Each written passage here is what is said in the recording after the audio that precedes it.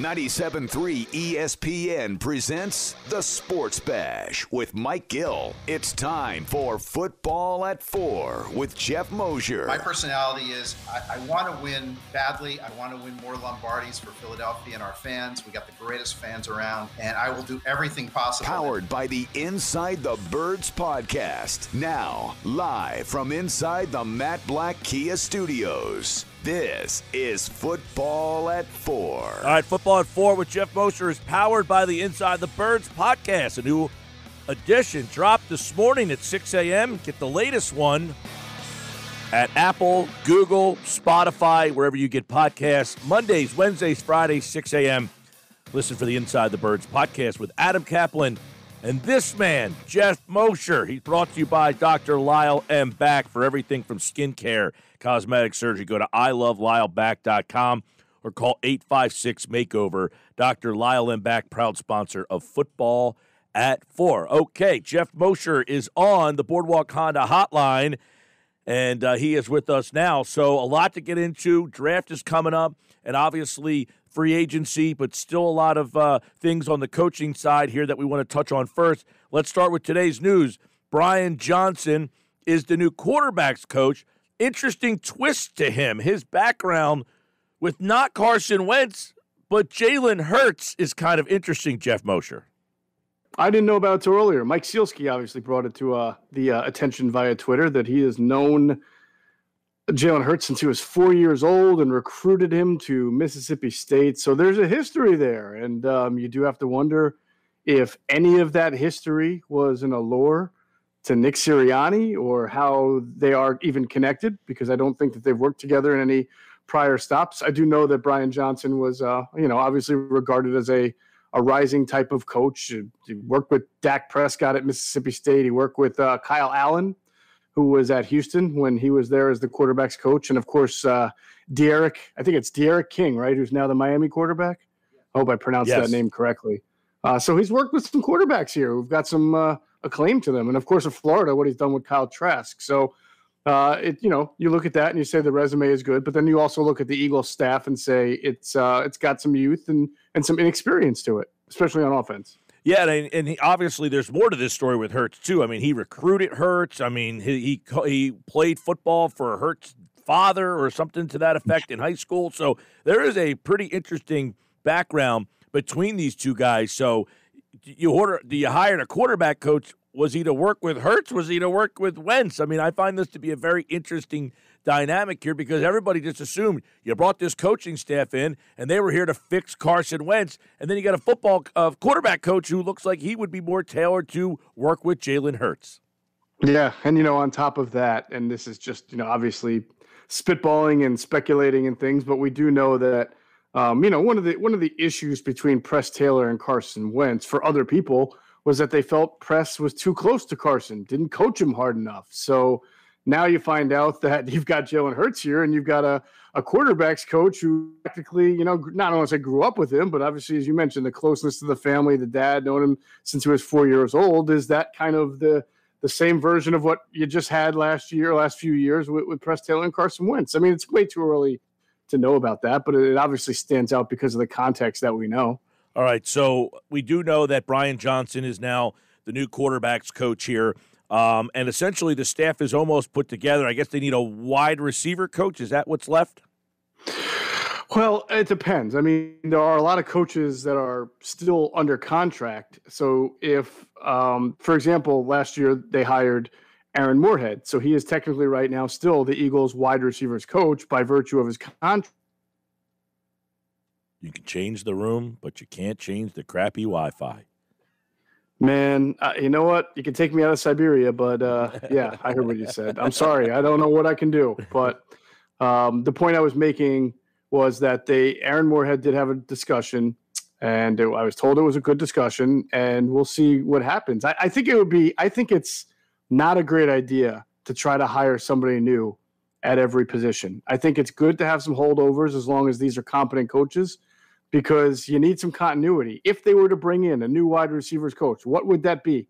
Would that be the 6th in 6 years or the 5th in 5 years? If you look at the talent development on this team at wide receiver, at some other positions, and you wonder why that's been an issue. It's not always just coaching. It's not always just where they're drafted. It's, it's the continuity and the time to develop. New coaches have new ideas, new perspectives, and new schemes. So it would be nice to see a couple of guys, as long as they're deemed competent, get a chance to really work with their position group for more than a year or two. Now, by the way, Moorhead was a Colts guy, isn't he? He played for the Colts. He not did in play the for the Sirianni Colts. era. Yeah. But I think he coached. Like, he was an assistant. He may have a connection to coaching, but I'm not sure if Sirianni was there at the time anyway. Now that things are somewhat coming together, what's one thing that intrigues you about this staff as a whole and one thing that concerns you? Well, I'll start with the concern. It's something that we talked about today on the Inside the Birds podcast that dropped this morning. It is very common for a first-time head coach who is young, like Nick Sirianni is, to bring in a veteran, to surround yourself with someone who's either been a head coach or a coordinator before. I noted that Sean McVay's first hire was a defensive coordinator, was Wade Phillips, right, who had been a head coach. Kevin Stefanski brought in his defensive coordinator, whose name is escaping me right now, but that guy has been a defensive coordinator before. I mean, Chip Kelly came in here and brought in Pat Shurmur, right? Chip Kelly's first year in the NFL, and he had Pat Shurmur as his offensive coordinator. And Doug Peterson had a really nice nucleus of veterans with Frank Reich and with DeFilippo and, of course, Jim Schwartz. So right now they don't have that kind of guy. They have Jeff Stoutland, but they really don't have anything else on the offensive staff or on the team that you consider a veteran coach who's either been a head coach or been a longtime coordinator. So that would be my concern. And Adam reported that he gets the sense that Sirianni will bring one in. So we'll see if he does that. But as of right now, that's my concern. You asked me what I'm intrigued about. I do feel like I'm intrigued about the defensive coordinator, Gannon. He comes very highly recommended. Adam said a few people he spoke to kind of mentioned that Gannon was considered kind of the next DC in waiting by a lot of teams. And even a couple of people I spoke to said that they had gotten to know him and felt like he was very deserving of the opportunity. And he might bring more cover two, which we didn't see a lot of with Jim Schwartz. And he might bring some more blitzing, which, as we know, we didn't see a whole lot of with Jim Schwartz. So to me, it's not about how often you're blitzing, but how good are your blitzes. So I'd like to see what he brings to the table from that standpoint. Now, he was a guy that others wanted, but do you get the feeling that he was a guy the Eagles would have targeted regardless of Sirianni being here? Yeah, I was actually told that Jeffrey Lurie was aware of who Jonathan Gannon was, and he was very enticed by the idea of being able to bring him over. So there was some excitement about that. And the fact that, I think he had some offers. I forget what. I think there was a report that the Rams were interested, but obviously not the Rams. Was it the Chargers maybe? I don't know. One of the teams. I don't know if he would have been the play-calling defensive coordinator. Here he will be the play-calling defensive coordinator. You had Joe Banner on a recent episode of Inside the Birds TV. Was there anything that he said that you went, raised your eyebrows a bit? Oh, man, I really encourage people to check it out. I know we've had Joe on before. I find him to be very insightful, and he always gives us some new things that are pretty fascinating. He talked he had a couple of things that I thought was interesting. One, he talked about when he knew they got it right on Andy Reid, which was pretty early in the process. He talked about the interview process itself and how he always wanted to have as many different interviews as possible. He talked about the vetting of head coaches. Once you kind of come across a guy that you like, how do you then go and vet? And how do you separate the idea? And this is where I think a lot of teams struggle. A person who interviews well versus a person who's a really good head coach, because some people are just natural salesmen and they say the right things and you get a great feeling when they articulate their vision about them, and then they wind up not being a very good head coach. I mean, look, Adam Gase has wowed 2 franchises, right, with whatever he has said in the interview chair, and he has failed in both franchises that he's coached. So it's a very difficult thing to separate the 2 concepts. And one last thing that he talked about extensively was for him, when he hired somebody specifically on his staff, Joe Banner talking about coming into the front office, he discouraged people from hiring people that you worked with in the past. He always felt like if a person just hired people they worked with in the past, that they weren't doing enough diligence around who the best and brightest minds are around the league. They're hiring more on comfort, right? And so he tried to discourage people, which is a common thing. You see people, whether it's a GM or whether it's a head coach, they're, as you see now with Sirianni bringing in Shane Steichen, who he coached with, and Gannon, who he coached with, you always want somebody to really know who everybody around the league and kind of step out of their comfort zone to make sure they're getting the right people and not just the people they're comfortable with. By the way, the Eagles did hire a tight end coach today, Jason Michael, and he's interesting because he's been a tight end coach, but he's also been a quarterbacks coach. He was an offensive coordinator, and it's interesting because he went from offensive coordinator in Tennessee to quarterbacks coach. It's almost like he took a demotion there, but here's a guy who's been a coordinator, quarterbacks coach, tight ends coach, and has been around the league. So of all the guys on the staff so far that I've seen, 42, he's the oldest guy. Yeah, how about that? He's going to be the elder statesman. I'm sure he's not really looking at that and feeling great about it. You're right. I do feel like what happened with him in Tennessee was accurately should be considered a demotion. And, before Arthur Smith got there, I'm not sure they had an offense that really wowed you. But he's a tight ends coach. So, they obviously have Dallas Goedert. And by the way, he came here from the Colts. The Titans, I thought. Was it the Colts? He was with Tennessee, but was with Indianapolis last year. Oh, that's right. I had forgotten about that. Good call. Yeah. So there you go. There's that. Talks about that connections again. Look, it's hard. One thing I got to be fair with. It's really hard to put together a coaching staff in your first year when you were one of the last hires, because a lot of teams now, if they've lost guys, they've patched it up, right? They've made their hires. Or if you're trying to get guys, they're under contract and they need to be let out. If you remember last year, the Eagles talked to James Urban about their wide receivers coach opening, but they took a long time before they hired Aaron Moorhead. And I think John Harbaugh was a little, I don't know if he was outspoken about it or said something, but he got a little miffed about how long it was taking the Eagles to either, make a decision here. So it's hard when you're a first-time head coach to get all the guys that you want. And sometimes you just have to go with guys that you at least know or comfortable with. We keep hearing about Sirianni and the fact that he likes 12 personnel. Does that mean anything in terms of the future at tight end right now with Ertz, or is it pretty inevitable based off of the contract situation? Well, it could. They may not be hand in hand. He really might like the idea of 12 personnel and want to play more. But as you, me, Mike, and everybody else knows, the Eagles need to shave salary off in a big way. So they're going to have to make some difficult decisions. And there's not. If you have a guy like Dallas Goedert, right, Hunter, and you have a coach who likes 12 personnel, well, you can look at the situation and say, we can still trade Zach Ertz. We have Richard Rodgers, who actually played fairly well for us last year, and you can come back cheap. You could also use, if you are able to trade Zach Ertz, if you're able to make a few more moves and that give you some draft picks, you can probably draft a kid to groom along the way. And then, of course, they have Caleb Wilson. And so it's not like you can't play 12 personnel if you get rid of Zach Ertz. You just have to be able to have some good reinforcements at the position. But, you feel pretty good, though, still with Dallas Goedert as your number one tight end. So, Moshe, let me ask you about free agency. And with the cap situation that the team is in, does that tell you that they will not be able to be a player in free agency? Oh, man, I don't know how they could. I'm talking about just even like, I say this, we were talking with Andrew yesterday.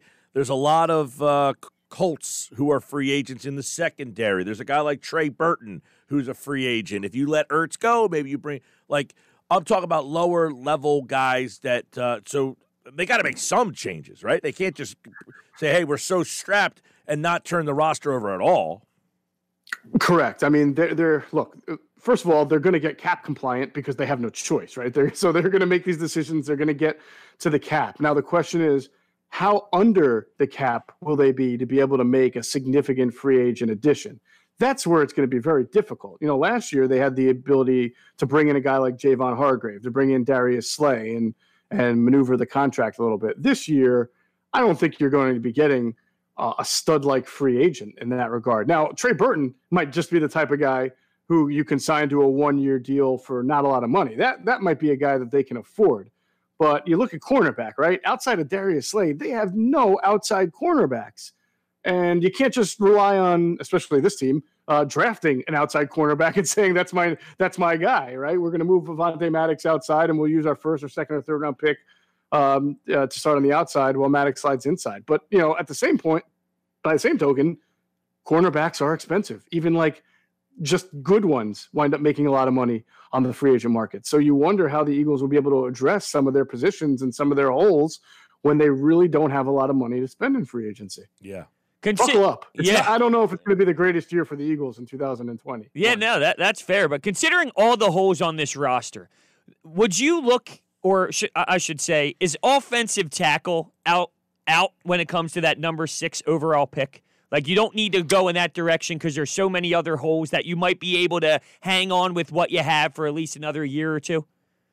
Well, I mean, there's the Geoff Mosher answer and the Howie Roseman answer. The Geoff Mosher answer is absolutely should not be out. I mean, if an offensive tackle is there and you have him graded as a top guy and he's that good, we've seen how injuries have taken their toll on this offensive line, and you can't have enough good ones. And yeah, but you know what? Don't you feel, Moshe, that I get what you're saying. I'm not saying that it's not a potential need, but don't you say, look, we have some in-house things. Let's have Dillard and Mailata battle out for that. Johnson's back. Brooks is back. And if they break down, fine. We're probably bad again. They break down. But we have enough other holes that instead of drafting a lineman, who if I draft a tackle, is he playing right away? I mean, then you're telling me that Dillard's not playing. Then you're telling me Mailata's not playing or Johnson's not playing. So you're going to take a guy and basically say he's going to be in a battle when I can get a guy who I know is going to play. Well, so that would be maybe the Howie Roseman answer. And I'll say this, if it's close, if it's a tie, Mike, right, if you have a similar grade on an offensive tackle and a cornerback like Patrick Surtain or something, then I would think that the Eagles would go with the cornerback for what you're saying. But if you have if you feel like this offensive tackle in your grading is a future Hall of Famer or a 6-7-time Pro Bowler, and you skip that to take somebody else who's not, you think is a good player but not as good, then you're making a big mistake in my opinion. Well, did you think that Jalen Reagor was a Hall of Famer? Well, you're talking about not the 6th overall pick. You're talking about the bottom of the first round. I mean, I didn't think anybody at that point was going to be a future Hall of Famer. Look, I agree with the premise of eventually you're going to need I feel like, though, they owe it to themselves to find out what Dillard is and if Mailata can play, and then maybe that position you don't need to draft a new one for. You know what I mean? I see your face is kind of – this is the thing with this video right now, because now I can see your reaction to some of my questions. I hear what you're saying, but I would say you owe it to yourself to develop and put together the best possible team that you can. And if you do that and you follow that blueprint – you will succeed. And so I do think that you don't pass up on a guy for another guy if you have him higher rated. You feel like they've made a decision on Dillard? I feel like they probably will go into the OTAs thinking that Jordan Mailata, assuming they don't, bring in another offensive tackle in the first round or something.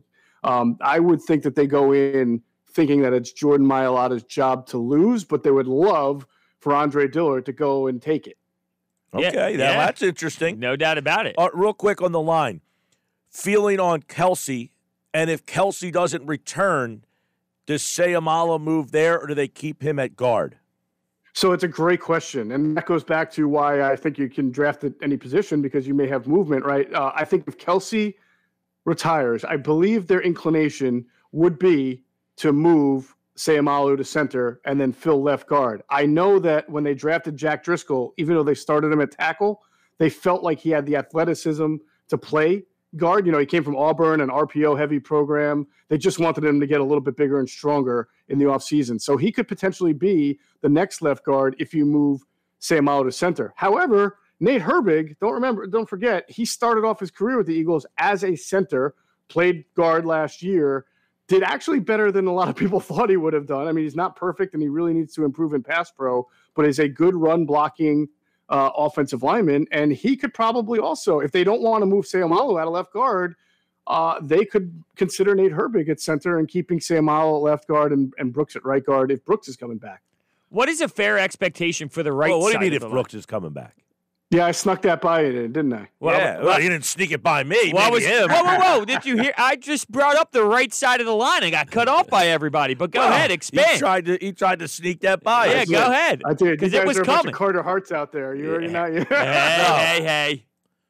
I only bring that up because I know the Eagles and listen, this is nothing I've been told or I don't want anybody to think I'm reporting anything, but I'm looking at it analytically. I know the Eagles, they have to make difficult decisions. They have to shave off salary.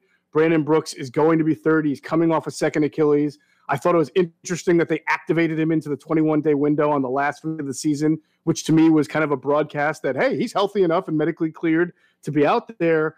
You wonder if he would be a person that they would consider trading because the value on Brandon Brooks still might be pretty decent. Everybody's seen the videos. They know he looks like an Adonis out there and that he's coming back from his second Achilles and yet another record time, right? Because he could have technically played, I guess, in the season finale. So we know the team needs to get younger. I don't think you should dismiss the idea that they would look around and see if they can get something decent for him. Well, what would you do at right guard then? Would that be a Driscoll spot? Could be a Driscoll spot, absolutely. And then maybe you'd play Herbig at or if Kelsey stays, you have Kelsey staying at center and Sam Howell left guard. Now you mentioned Brooks. Would Lane Johnson also be a cut candidate? Probably. I don't know about not a cut, and I don't think they would cut Brooks either. I said shop him around, see if you'd get anything interesting for him. I think it's different from Lane because he's a tackle, not a guard. I think with guard, you can get by a little bit as good as Brandon Brooks was. I mean, if you have just a pretty decent guard in there and really good tackles, you can have a pretty good offensive line. It's not one of those great value positions in the NFL, to be honest. So, yeah, the issue I'm having, though, when we talk about this is, all right, Mailata at left tackle. Maybe Herbig's playing center. Driscoll at right guard. Like, isn't this the line that we had last year that we looked at as a problem? And now we're sitting here going, well, they can do this and they can do that. It's like, well, that's part of the problem that we had last year, no? Well, I think the problem was more that you had 13 or 14 different offensive lines in 16 games. And again, I'm not sitting here telling you Nate Herbig should be a starter. I'm just saying that with another offseason and with some improvement, he could be a center. Jack Driscoll, we all thought played well. So it wasn't an issue of his performance. It was more that just that A, he was a rookie, and B, he was also hurt a little bit. Again, Mailata, Dillard, I mean, these guys are guys that have certain expectations for. So as long as you get 5 guys, Hunter, that you feel pretty confident in and they're healthy, then I think you have a different story. Yeah, I agree with the fact if you have Dillard and Mailata, they battled out in training camp, the winner goes in and they play, and that person's there for the season. Let's say, what's your feeling on Kelsey? It's a good one. I got to look into that a little bit more. He usually takes his time in deciding whether or not he wants to retire. This decision may not just be independently of his. His contract isn't that much, but it's big for a center, and center is not a position where a lot of teams budget a lot of money for because a lot of teams don't have centers as good as Jason Kelsey. So they're spending more than the average team at center with their Kelsey contract. So the Eagles may feel like it's time for them to move on, whether or not Jason Kelsey still wants to play. What happens with Deshaun Jackson? Oh, I think that he's not going to be coming back. I'd be very surprised if he's back. Okay, couple quickies real fast. Any of the bigger name veterans that get paid money, I don't know the contract, but like Fletcher Cox, Brandon Graham, Rodney McLeod, guys who are veterans who make decent money. Should they be worried? I think the big two or big three are Deshaun, Malik Jackson, and Alshon Jeffrey. I think those 3 guys are extraordinarily unlikely to be back. Brandon Graham is interesting because ordinarily you'd probably say that's another guy you have to make a tough decision on, but they don't have a whole lot of 3-down defensive linemen to play on the edges. Josh Sweat and Derek Barnett have really been rotational guys so far, and I know they don't want to play Sweat as a 3-down lineman because of his past knee issues. So I don't know how easy it's going to be for them to say goodbye to Brandon Graham, but Zach Ertz, that's a guy who I think will probably get traded or could very likely get traded. McLeod got hurt. So if you're going to cut him, you'd have to pay, do the whole, reach an injury settlement. Yeah. And that's another position where all of a sudden you're looking awfully young and inexperienced if you're just going forward with Kevon Wallace and Marcus Epps there as your top 2 safeties. Do they explore bringing Mills back? Oh, I forgot about Jalen Mills. I think that is a very good question because we don't know what this defensive coordinator's tendencies are going to be. No, yeah. Andrew yesterday said he felt that Mills fit this scheme better than Schwartz's scheme, but we'll see. Would they use him as a corner? Would they use him as a safety? that would all. There's so many questions here. And by the way, now that there's a new coordinator here, would linebacker be in play at number 6? No, because the coordinator ain't going to make that call. The head coach not going to make that call. It's going to be the GM. You guys know that. So Okay. unless something changes, as long as Howie Roseman is still the GM and making the pick, then I'm not going to project them taking Micah Parsons at 6 overall. All right, Geoff Mosher, football at 4. That was a lot we fit in there. We'll do it again, of course, tomorrow. Andrew, on Friday is Adam, and the Inside the Birds podcast has much more of this type of conversation. Mondays, Wednesdays, and Fridays. It drops at 6 a.m. We do it all off season right here on Football at 4, powered by the Inside the Birds podcast. All right, man, take care. Just one glitch, right? That was it. One glitch. That was it. Now. So whatever room you were in was all right. All right, I'm walking off into retirement now. Take care. Take care. All right, Football at 4. It's brought to you by Dr. Lyle M. Back for everything from skin care to cosmetic surgery. Go to ilovelylback.com. 856-MAKEOVER is the number. Lyle Back, proud sponsor of Football at 4.